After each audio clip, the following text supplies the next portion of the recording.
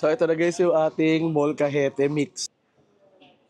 Wow, nakita niyo yung cheese niya guys? Wow.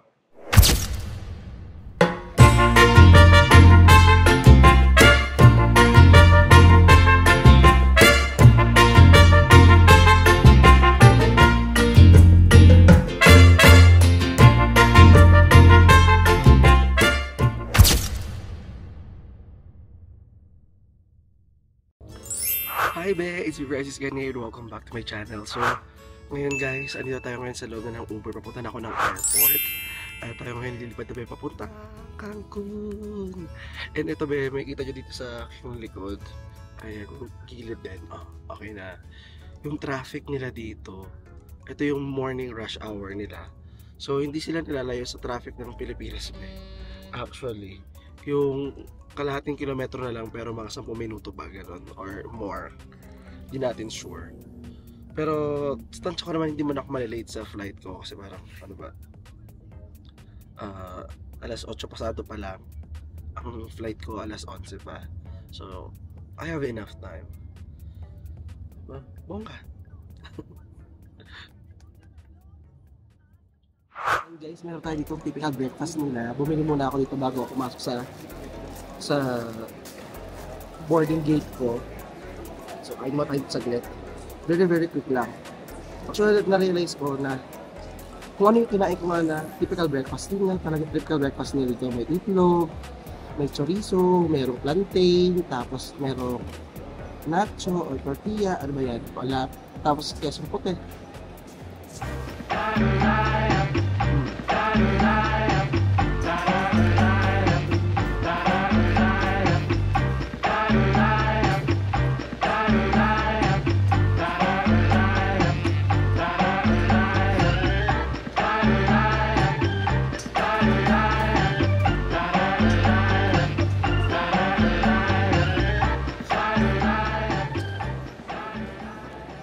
Ang salsa nila dito guys. Ang salsa kasi dito ba yung pinaka-ketchup na nila. Ay, mahilig sa ketchup.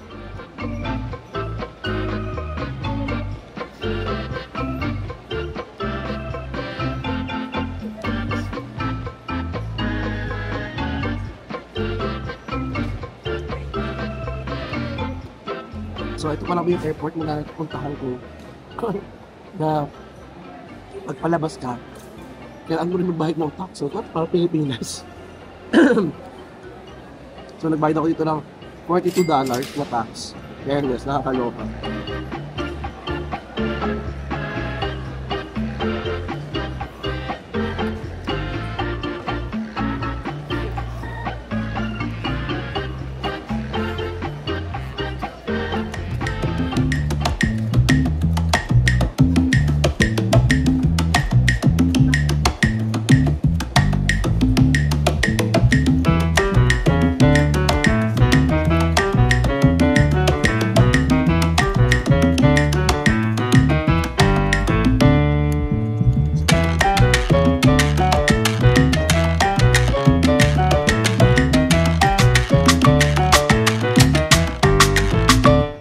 So, ano tayo ngayon dito sa loob ng aeroplano.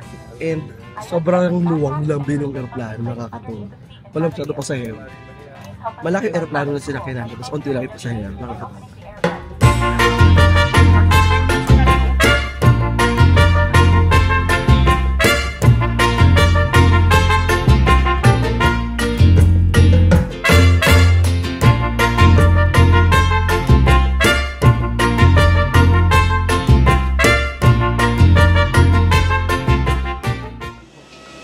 Wow, we are now here in Cancun!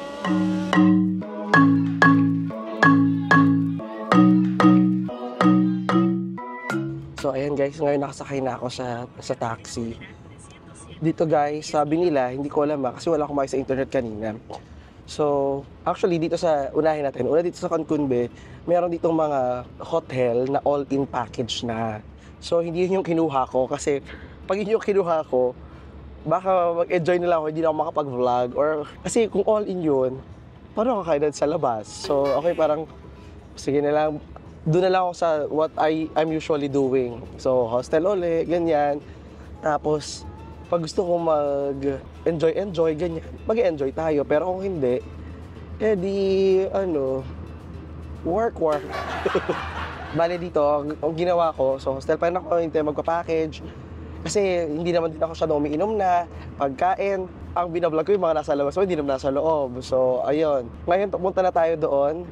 And ito nga sinasakyan ko is taxi na hindi ko sure kung legit or what, no? Kasi baka nga tayo, di ba?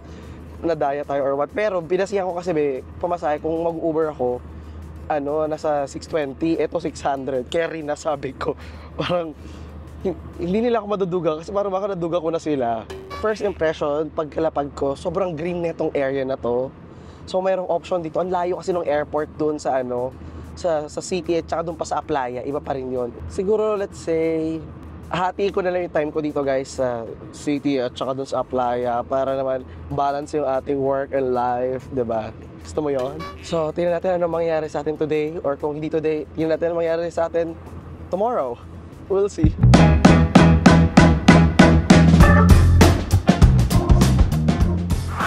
So ayan guys, nandito na tayo guys ngayon sa hostel na tutuloyan ko dito sa Cancun. Alam mo ba gano'ng kamura lang to? Parang 300 plus lang ata to per day. So masaya na ako dito ba, hindi ako ma-arte dahil ako lang mag-isa sa, kumbaga maraming bed dito pero akin lang. Ako lang yun nandito. Tapos meron pa silang sofa dito. So ito na napipiliin ko para malapit sa higaan ko. Mayroong sofa, nandito yung saksakan, andun yung CR, ito na rin yung locker ko. O, diba? Ang laki pa ng locker. Wow. I think it's okay for me. Kasi at the end of the day, hindi man ako mag-stay dito. Sa labas ako. Andito ako sa Cancun para sa beach. Hindi para sa room. So, kung ibabash nyo ako dahil, tahol ka na tahol. At least, nandito ako sa Cancun. Diyos ko. Oo. Hindi man ako kasi social ninyo. Sa mga social dyan. Ganon talaga. At least, nandito ako. Laban. Hi be! It's me Francis Kadi and welcome back to my channel. For today's video, dito na tayo ngayon sa Cancun, ang Caribbean side ng Mexico. So ngayon samahan nyo ako sa ating adventure para tumikim at syempre para explore ang napakagandang side na to ng Mexico. So kung ready na kayo please like, share, and subscribe to my channel dahil sobrang init Sunog na ako. Iba na yung kulay na katawan ko, para na ako zebra, iba-iba. So kung ready na kayo, sobrang ready na ako, hindi na ako basta ready, tutong na ako. So, let's go. Let's enjoy Cancun. Bienvenido, Cancun. Woo! Grabe ang unfair, guys. Yung iba naglalakad, di pinagpapawisan, pero ako gripo agad Kahit hindi ako tumatayo, ginigripo ako dito. Woo! Well, anyway, ngayon guys, punta ako sa may batang Parque Palapas. Kasi may mga kainan dito. Tawid lang naman siya sa iniestihan ko. Pero tira mo yung pawis ko, grabe. Linggo. Kain muna tayo bago ako magpunta ng beach. Tapos, mamaya kain ulit tayo after the beach. Well, that's the day, that's the life. That's the work. So, dito tayo guys sa kain sa may El Rinconcito. Kain tayo guys. Hola. Hola. You speak Spanish, English, English is Spanish. Let me give you the menu. I'll be back in a sec. Okay. You'll have drinks, food, so take your time. Alright. Gracias. Ang init, grabe. Woo! Chokaloros!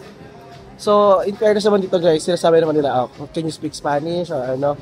Eh, aamin na ako, doon lang tayo sa English, hindi na ako magpapaka-plastic na Spanish kahit meron tayo alam na ko konti. Just have to propose. Alright. And first add some sausages. Be careful with this one. It's Very spicy? It's flavored. It's more flavor. Okay. Spicy. Okay. This one is more fresh, but it's spicy. Remember in Mexico, if someone tells you that it's not spicy, It's spicy. it's spicy. Okay. Yes. Char pa lang So, meron tayo ditong chips muna.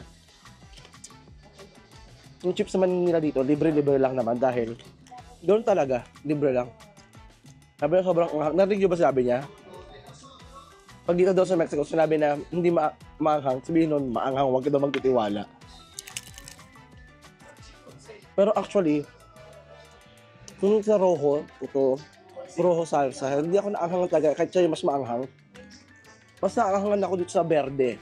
And guys, so meron sila ditong verde, may rojo, tsaka may lime. So, ayun yung sausawan nila.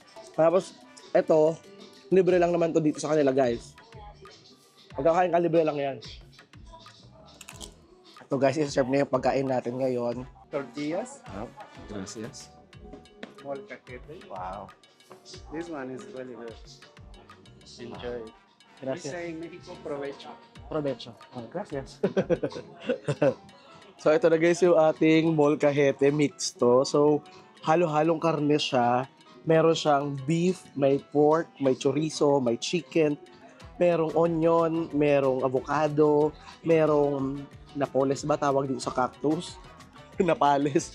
Tapos tomato, cheese, onion, kung hindi ko nabanggit, at naka-simmer siya sa mainit na mortar. So, para siyang, kumbaga, ito yung pinaka-sizzling plate niya. Tapos, meron siyang pampalasa sa loob. Picturean ko muna dahil ang sarap-sarap niya, guys. Wow! Hey!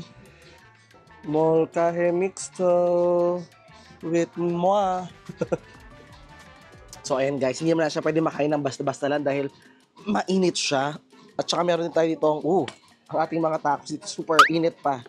Wow. So, ayan, kumuha na ang init nga, oh my God.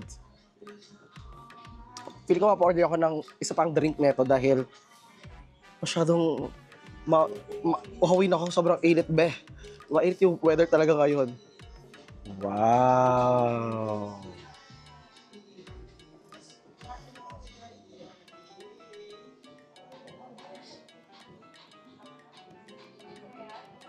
Hi. How I wish na aamuin ninyo ang video. Sobrang bango. So, kuha na tayo.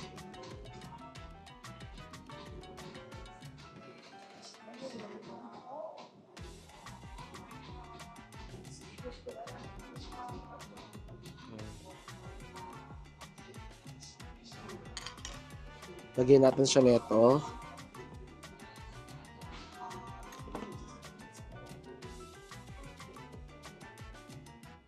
Lagyan natin ating lemon at voila.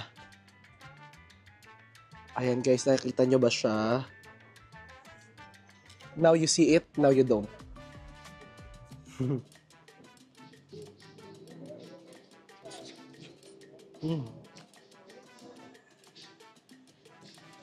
Sobrang sarap niya, be.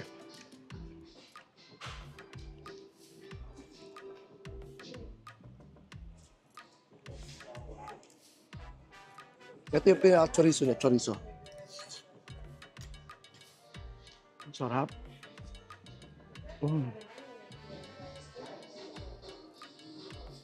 Ang sarap, my God. Sobrang init.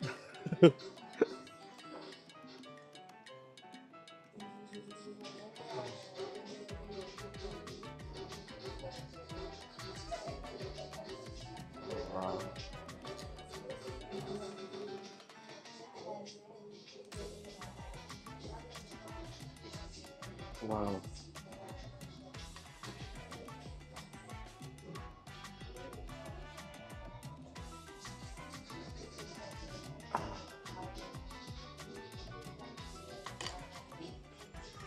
Dati guys, yung medyo sasanga-sanga ako. Akala ko dati, ano to, maliit na shawarma. So, ayan guys. Wait, lagyan natin ng pampaanghang. Well, nag-enjoy ako sa birthday salsa. Ayan siya.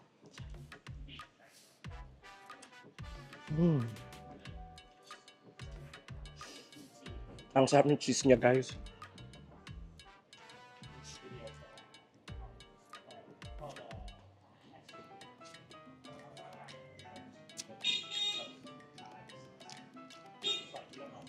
Huwag niyo muna ako i-judge kung meron akong tinga, ha?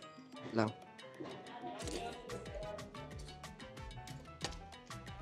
So, in fairness, malambot yung beef niya, guys. So, guys, so, it's really good. Yeah, it's really good. Can I have Coke? A Coke. Coca-Cola. Yeah.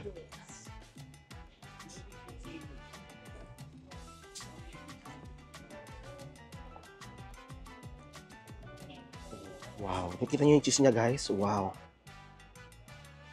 Wow. Wow.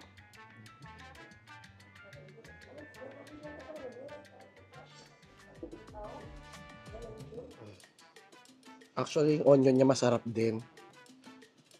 Parang lahat ng parts nito masarap. Ikaw ba to, Francis? Sarap mo nga. Francis ka ba? Wow. Sarap kasama. Ganyan, sarap kausap. So, lagyan din natin ng salsa verde. Ayan. Ayan, ng salsa rojo. Ayan, para super anghang. Ayan, oh.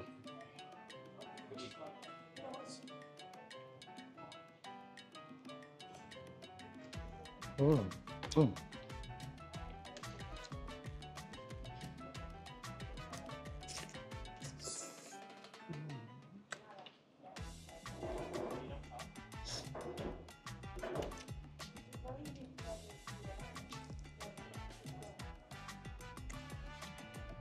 Gracias. Your gracias is really, really Mexican. It sounds like a Mexican.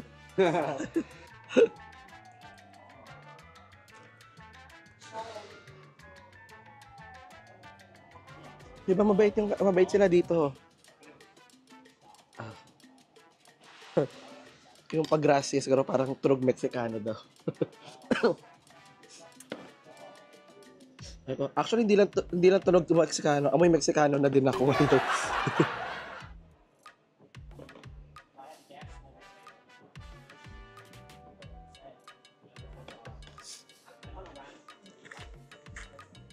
Mm.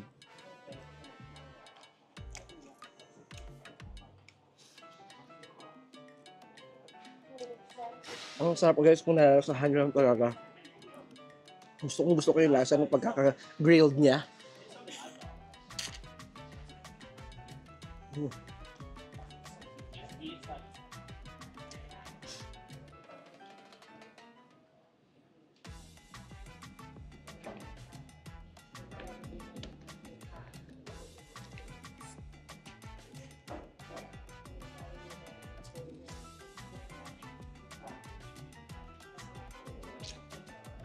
Kasi totoo, parang hindi siya nauubos, be. So, I think dito ko ilalabas yung side ko na hindi na ako nagtatako, no?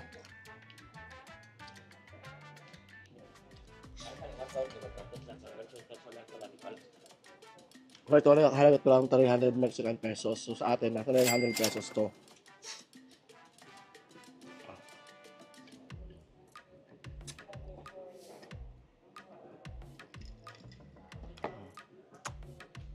Nako po, uminom na. Pag nagsimula tayo, ng video tayo, sisimula mabusog. Maraming sibuyas, oh.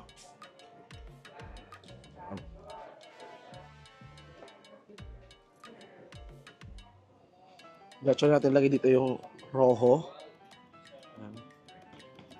At ang salsa verde.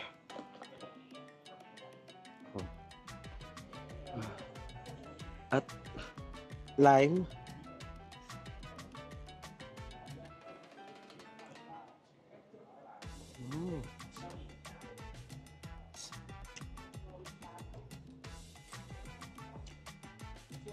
Ang sarap guys, oh.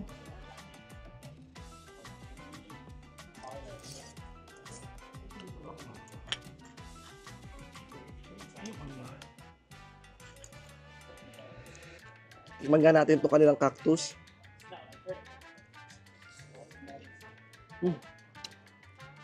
Sobrang init pa. Ito, chicken.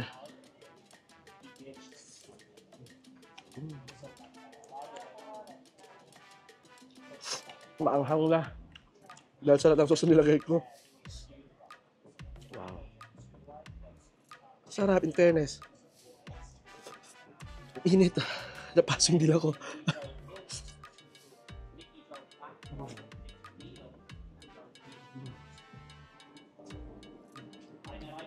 Actually, ang maganda dito sa traditional food na to, be, dahil sa mainit na mortar niya or molkahe niya,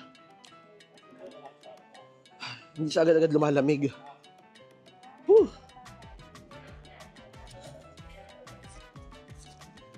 Grabe, habang tumatagal guys, habang palalim ng palalimin ng kuha mo, yung sauce niya, yung sarsa na yan, grabe guys, sobrang sarap. Andyan din talaga yung lahat ng flavor na hinahanap mo dito.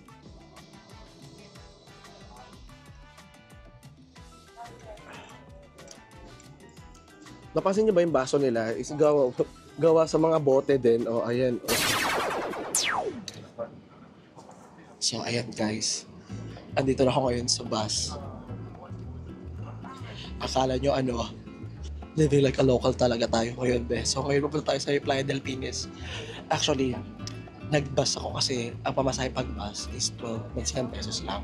Samantala pag mag-Uber ako, be, almost 300 or mga 250, ganyan. Sabi ko, meron niya ang way. Let's find a way. Hindi lang naman ako, pati ibang mga foreigner din naman nagko-commute. So, ba tayo mag-inarte? So, let's go.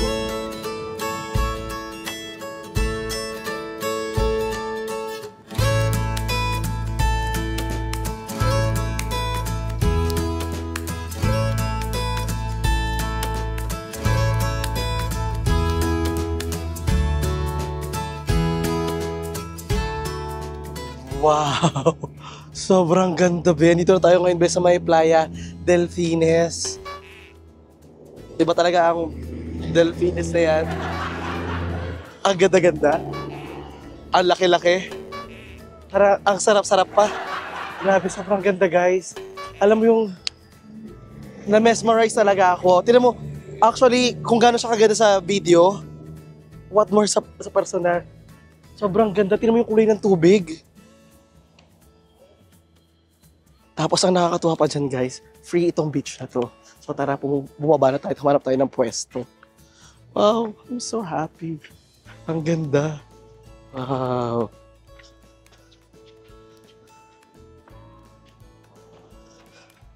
O, diba? Tama yung desisyon ko na mag-bus, pumunta dito. Ang ganda. Wait. Balik ko na muna yung sapatos ko, ay slippers ko. Wow.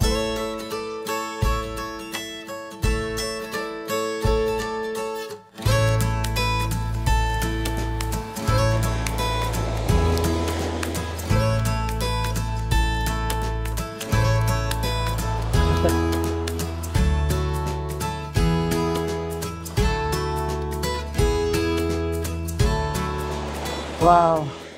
Medyo marami nga lang dito, medyo mga siwid-siwid na nasa gilid, pero carry lang naman.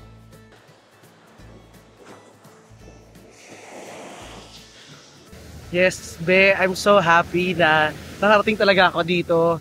Sobrang na-enjoy ko, be, yung ganda ng lugar. It doesn't matter kung mag-isa ka lang. Just being here on this beautiful place, so amazing. Sobrang ganda din ng tubig. Tapos sobrang ganda ng weather. Kahit nakikita nyo tumatagak-tak yung pawis ko dito. Nag-enjoy ako dito, guys. Wow. Tsaka dito, in fairness, walang makukulit na malapit na hi, tours, hi, bili po kayo neto. So makakapag-relax ka talaga. And isa talaga itong Playa del Pines sa magagandang pinupuntahan dito. Isa sa pinakamagandang hotel naman na i-stayan nyo dito na merong all-in package is itong Iberostar, pero nasa almost $250 to $300 siya per night, pero all in na yon. Meron din mga packages dito na umaabot ng 3,000 kasama na yung flight. So hindi yun pang budget ko, so mas budget friendly ako. So guys, mag-sunbathing na ako, tatakbo na ako sa tubig. I'll see you later. Bye bye. Ay, panoorin nyo sa Instagram yung mga pinost kong pictures tungkol sa pagbibilad ko dito. I love it, I love it. And syempre, kayo ngayon nyo lang ito napanood, pero yung mga channel members ko, nakita agad nila to. So kung gusto nyo makita yung live update, kung nasaan ako, where will I be, at kung gusto nyo ako ma-meet somewhere, join my channel membership dahil nag-update ako doon ng mga behind the scenes at saka real-time update sa kung nasaan ako. So, guys, I'll see you soon. See you later. Mwah! Hi there, it's Francis Gadin. Welcome back to my channel and welcome back sa ating Mexico Vlog Series Part 2. So ngayon, andito tayo ngayon sa state ng Yucatan or Yucatan. Andito tayo para sa tour natin today ng Chichen Itza. O hindi chicken at pizza, Chichen Itza. Ayun siya, o tara mo, merong shaman. Hola! So, sa unang part ng ating tour guys, nandito muna tayo ngayon sa may artisanal store. So, in short, tindahan ng mga souvenirs. So, hindi ko na kayo tour sa loob dahil parang alam niyo naman, makikita niyo dyan, mga binibenta lang. Though, mamaya papakita ko sa inyo yung binili ko. Sabi ko sa sarili ko, Francis, no more unnecessary items. Bumili ako ngayon guys ng birth certificate na gawa ng Mayan. So, ayun o. Culture, plus, syempre, marketing na rin yung mga yan. So, anyway, so historically, correct me if I'm wrong, meron 3 bansa na gumagawa ng papel talaga dati, like Egypt, China, Mexico, and yung papyrus. Naalala mo yung papyrus, so high school tayo, yun yung mga topic natin. Meron din sila dito. So yung birth certificate na in-order ko dito is gawa dun sa papel na yon. Tapos gawa na siya dun sa papel na yon, nakalagay pa dun yung parang birth chart mo, kung parang merong buwan, anong buwan yung ginawa. I mean, full moon, crescent moon, mga ganon. Tapos meron siyang nakasulat ng ano yung personality mo or ano yung magiging life mo, ganyan. So kung naalala nyo pa yung 2012, di ba? Noong 2012, merong parang propesya na magugunaw na ang mundo. Wait na, na-achoo ako. Sabi mo naman, big God bless. So sobrang init guys ng panahon dito at nakaitim pa ako. So mainit na. Grabe pa yung humid dahil as a tropical part tayo ng Mexico. So samahan nyo ako ngayon guys sa ating tour. Kailan natin yung kanilang i-explore na Mayan culture. So hindi ko nabanggit kanina, it's the Chichen Itza Mayan cenotes.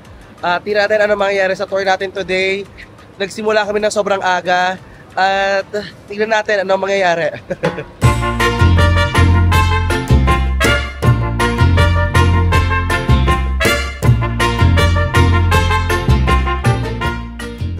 Ako, nakarating naman tayo dito guys. Lapitan naman natin. Puro malayo lang ata yung picture ko dito eh. Although mas ma-appreciate mo talaga sa malayo. Pero pag lumapit ka, may kita mo na parang wow, ang galing ng pagkakagawa nila. Kasi kung sinasabi ko kung maalatan na ninyo, mas yung mga Mayan, it's the pre-colonial period. Tama ba? Hindi. Anong tamang term? Kasi pre-colonial yung Aztec. Tapos before pre-civilization pa. Basta mga ganun. Unang sibilisasyon nila dito yun. Teka lang, correct muna natin si Francis on the side.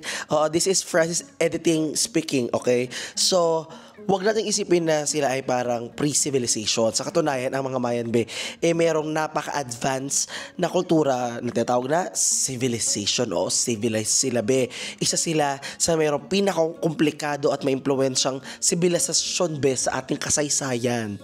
Unahin natin yung kanilang mga achievement, no? Meron silang advanced system ng pagsusulat. Nandyan yung kanilang hieroglyphic. Napaka-komplikado at makikita dito talaga yung kasaysayan at yung kanilang kultura. Ikalawa, napakagaling nila sa mathematics at astronomy.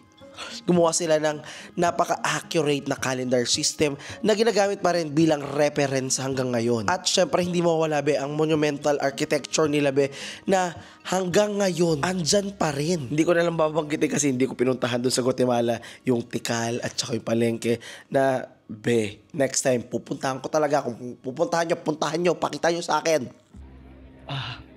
So ito guys, dito pinagbawal na yung pag-akyat. Siguro 18 years na mula nang pinagbawal nila yung pag-akyat dito sa pyramid. Feeling ko mas ma-appreciate nyo to, yung sinasabi ko, pag napanood nyo yung pelikulang Apocalypto.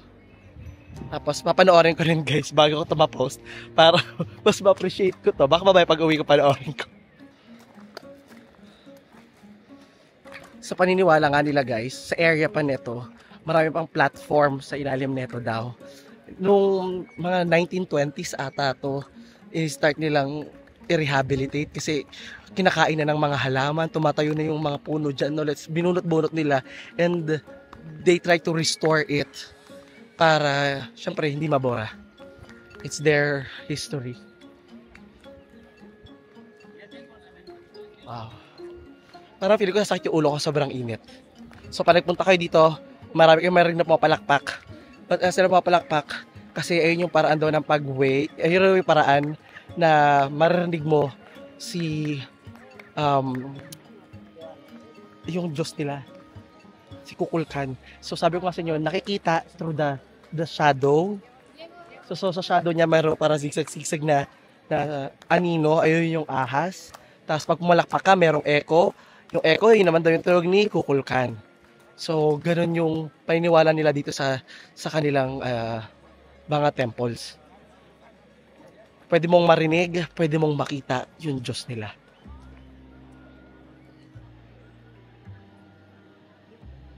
And pag mapunta kayo dito guys, alam na, magdala kayo ng extra damit dahil mapapawisan kayo. Bawal ang tripod, kaya ito mano-mano. And pwedeng rumenta ng payong. Ang payong dito is 60 Mexican pesos or 180 Philippine money. So magdala na lang kayo kung meron kayo. Ayan, so ako isuko na ako sa init. Thank you so much guys. And nice to see you in person. Wow, ang galing. I made it here. Grabe, sobrang init nito guys. Sobrang init dito sa lugar na to. Diba? So ito guys, nagdala tayo ngayon guys dito sa kanilang pinaka-court. Magpipiyok. So ngayon guys, nagdala tayo dito sa kanilang court. So dito nila ginaganap dati yung laro nila.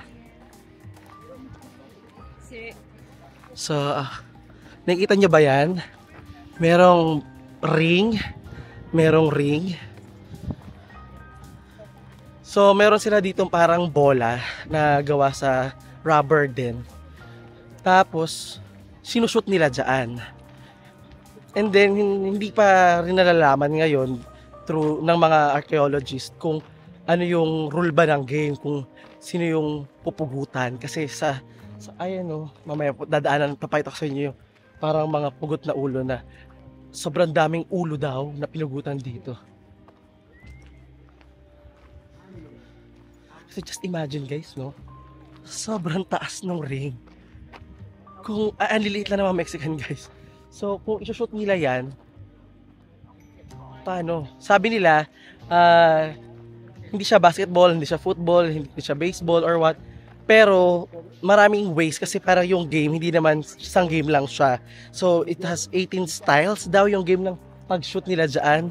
So minsan merong pamalo, minsan hindi lang basta bola na tumatalbog, gawa sa tela na may apoy, parang ang dami niyang concept, parang Quidditch. Alam niyo Harry Potter, parang ganun daw. So parang wow, this is just so amazing. Diba, parang tayo naglalakad talaga in the history. So walk back in the past. So ito naman guys, dito yung parang north side or north part ng north facade ng temple. And ito guys sa likod ko, yung mga ulo naman ng mga pinugutan. Actually, sa loob daw neto, ayan, sa loob niyang area na yan, sa ibabaw, hindi lang natin kita. Merong hukay daw dyan ngayon dahil sinusubukan nilang hukayin para malaman kung gaano karaming ulo yung pinugutan. Oo, bilang offering. So, for fertility nila. Grabe. Tsaka kung napapansin nyo dito, yung ibang mga bungo dito, medyo may pahabang ganon. Kasi ginagawa daw nila dati, yung ulo ng baby di ba malalambot pa? Nilalagyan daw nila ng kahoy dito yung ulo para humaba. Kasi mas mahaba. Mas iba yung effect niya. Nakalimutan ko ng reason. Pero basta pinapahaba nila yung ulo. And yung mga ulo na yan daw, mga bungo na yan, never is the same. Never is the same. Nothing is the same daw. Iba-iba yan bawat ulo. Iba-ibang design. Sabi pa ba tour guide namin, di ba merong mga conspiracy yung mga tao na, baka tinulungan ng mga alien ako mga Maya kasi ang galing daw na pagkakagawa, di ba? Diretso-diretso, di ba? Kasi nung unang panahon guys, AD yan, no? After guys parang 290 AD, parang gano'n something, di ko na sure. Pero ang perfect na pagkakakat, ang gaganda na pagkakagawa. Paano daw yun? So, ang explanation nila, nung unang panahon, wala pang semento, pero yung mga limestone, pinupulburaw nila yon, and with matching the glue na mula sa mga puno, ay yung ginamit nila para maging parang semento. So parang ang smart talaga nila, no? Ang galing. Tapos before, di ba ngayon wala na yung kulay, pero dati may mga kulay daw yan na galing sa mga halaman. Na hanggang ngayon, ginagamit pa rin nila dito sa mga souvenir na binibenta nila. You can see how he does his work, and he will be showing to us something. So you can start finishing, imagining the colors, okay? This one is for green color. Look, Oh, Green. wow. this one. Green color. This one example is siricote. Siricote flower Siricote. for orange. Orange color. Wow. Orange. This ¿Qué is otro sale? hibiscus flower. Hibiscus flower. What color I think is this? Pink, red. This is a mahi color. This one in the dry, it's purple. Purple. What's that? This one is indigo. Indigo. Do you know which color you get from indigo? Flower? Orange? Blue. For blue. This is the biggest secret of the Mayas. The blue indigo. The Mayan This is blue. the last color. The name of this one is achiote, paprika, anato. Achiote or paprika anato. Sweater. That was telling you it's a seed. With this seed, you can marinate Red. chicken, pork, Uh-huh. fish. Cochinita pibil that you're having after. This one is this color. It's red. It's this. Now Red the girl color. use for a lipstick. Now this is they use it for natural lipstick. Now you see it's on fashion, the natural lipstick. This is So the see, same with the same colors. and then he covers with beeswax. Beeswax. It's protected with beeswax. See, Ito naman guys, kung hindi ako nagkakamali, ito dyan nilalagay yung puso na inaalay. So ang ginagawa doon sa puso, 'di ba, sinusunog. Yung usok pupunta sa langit, it's for the God in the sky. Tapos yung dugo bumabagsak, it's the God for the underworld. Galing.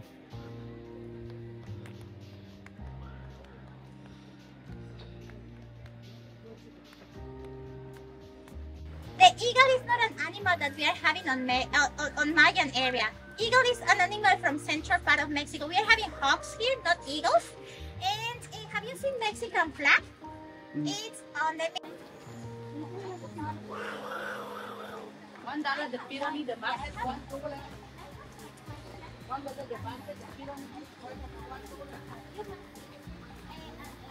Noticing the skulls. I don't know if you were noticing, but all of the skulls, they seem to be long, and some of them seems to be short, and so, like they were not even. The scholars are saying that none of them are equal, and why they look long? It is because they used to do for the elite class people. It's called elongation. So we, according to our book, it's a sacred book for the Mayas named the Popol Vuh. They were saying it's a creation book for the Mayas. They were saying that we become from the god of the corn. So we are doing a skull elongation because we are trying to assemble a corn shield. Okay, that's why when you were baby, they were putting woods in here because I don't know if you were knowing, but they told you don't touch the skull of the baby because it's soft, no? So la mollera on Spanish. So that's why if you're putting wood, it will get longer eventually. If they will die sometimes, but if you were not, you were having your long skull and you were like assembling your corn shield. Remember that for them, we are gods of the son of the we are gods, sons of corn, no? Now, on the same book, they were trying to explain how the universe was done, no? On this Popol Vuh book, and they were telling that the guys that were creating the humanity, they were going to an underworld and they were trying to play the game against the gods of the underworld. They were passing through several tests, and the end was the universe itself, no? So we are about to access to the biggest ball game that we are having on Mesoamerica. The ball game, it was a fertility game that it was played with a rubber ball. The rubber ball was representing the sun, and the rest of the ball players, it was played by 2 teams of 7 people. Each one were representing the planets. The other day, an astronomer was asking me why 7 planets, no? And I was like, I don't think that it was just what they were able to see. Remember that back in that time, no telescope, no? So those were the planets that they were able to watch. Now, the purpose of the ball game, it was to represent the ball, this cosmology, this universe itself. The moon, sun, the rest of the planets, the rest of the rest of the ball players, the rest of the planets, that everything is spinning. On the rings, we are gonna be able to see rings representing sunrise and sunset, okay? But this ball game will be ending up with a decapitation that the carving is going to be speaking at us, okay? I'm sorry for the sun that we're gonna have in here. No shady spots. Remember that the ball game was legally an access to the underworld, so that's why it's facing to the ground. It used to have a cover of a stucco, but it's not trees surrounding the ball game. But I won't take a long time. Come up this way. Do you only hit the ball with your foot? That's what I'm saying. That's too small. That's not possible.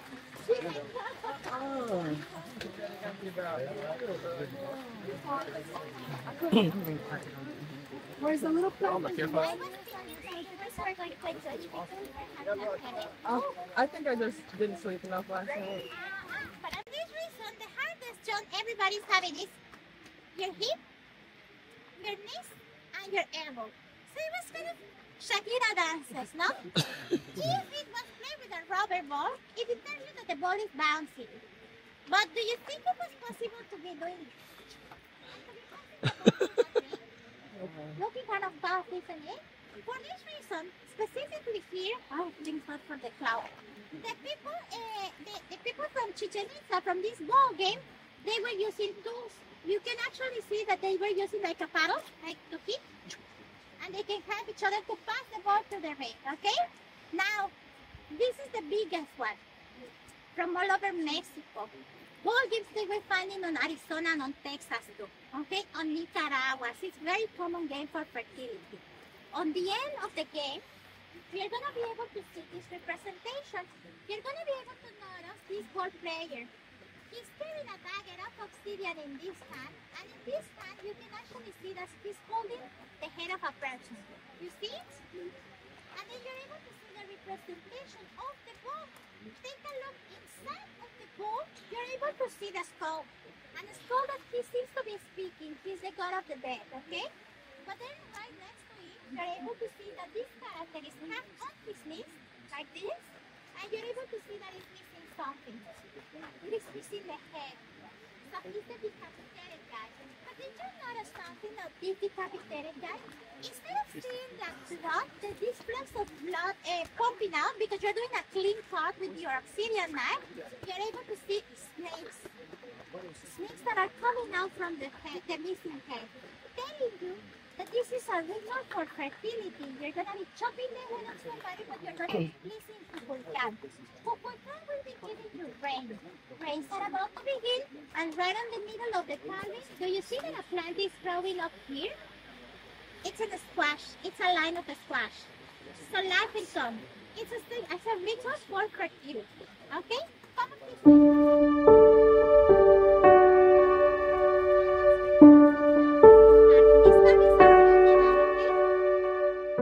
Ayan, so dito na tayo ngayon, be, sa ating sumunod na location, yung cenote.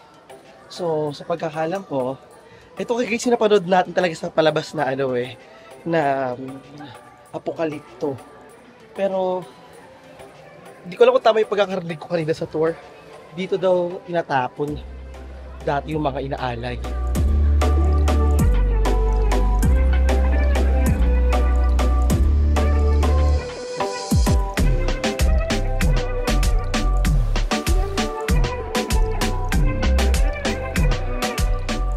Ayan guys, sa kasamaang palad, hindi ako makakaligo dito. Dito parang naligo na ako ng pawis.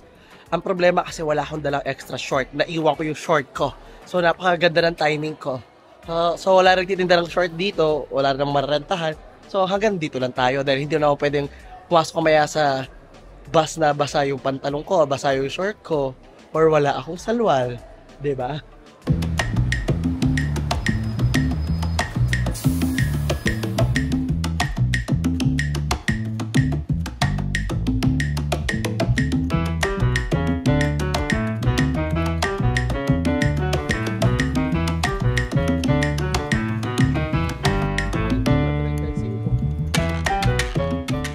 ngayon, andito naman tayo guys sa colonial town ng Valladolid. Dito pa rin be, sa Yucatan. Or Yucatan. So, sabi nila, ang state na to, ang pinaka-safe daw na state sa buong Mexico. And kung makikita nyo dito sa lugar ko, sa likod ko, merong simbahan na itinayo nung mga matagal na yan. More than 500 years na daw yan, if I'm not mistaken. And yung town talaga nila, makikita mo talaga na parang nasa sinaunang lugar tayo. So dito sa lugar na to, hindi pwede basta-basta magbago ng building or mag-iba. Kailangan merong permission ng government.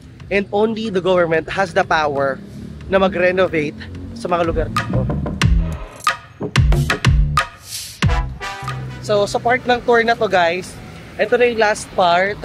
And dito, magtitikiman na talaga actually ng tequila, pero ayoko kasi uminom ng alak talaga.